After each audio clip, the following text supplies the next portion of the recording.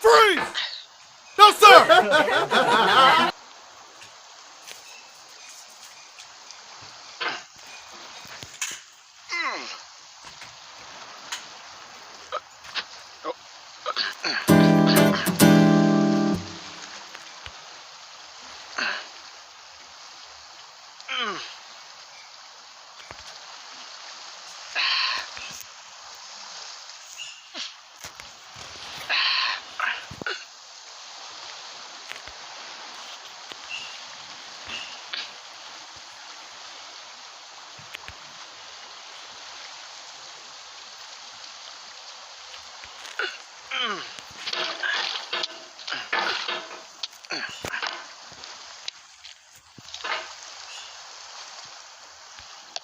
There's no feeling more intense than starting over.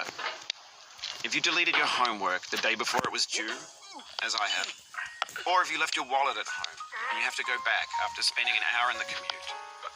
If you won some money at the casino and then put all your winnings on red but it came up black.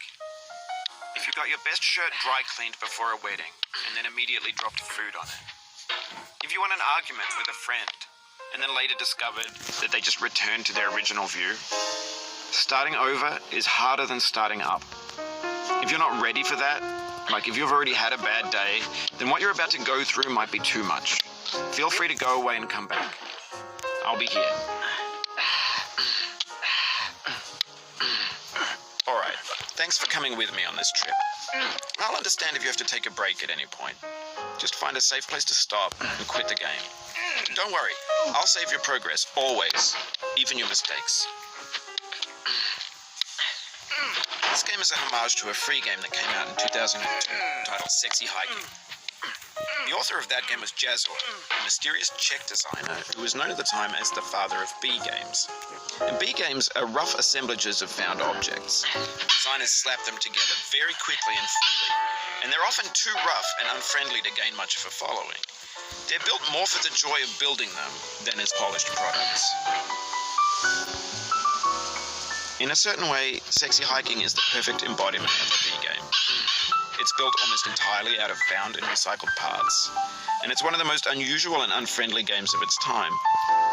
In it, your task is simply to drag yourself up a mountain with a hammer.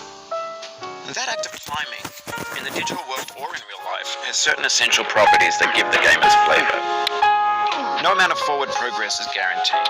Some cliffs are too sheer or too slippery, and the player is constantly, unremittingly in danger of falling and losing everything.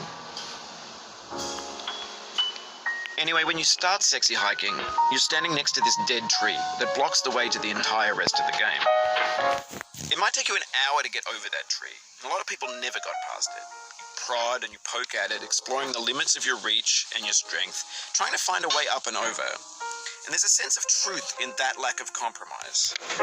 Most obstacles in video game worlds are fake. You can be completely confident in your ability to get through them once you have the correct method or the correct equipment or just by spending enough time. In that sense, every pixelated obstacle in Sexy Hiking is real. The obstacles in Sexy Hiking are unyielding, and that makes the game uniquely frustrating. But I'm not sure Jazzuo intended to make a frustrating game. The frustration is just essential to the act of climbing, and it's authentic to the process of building a game.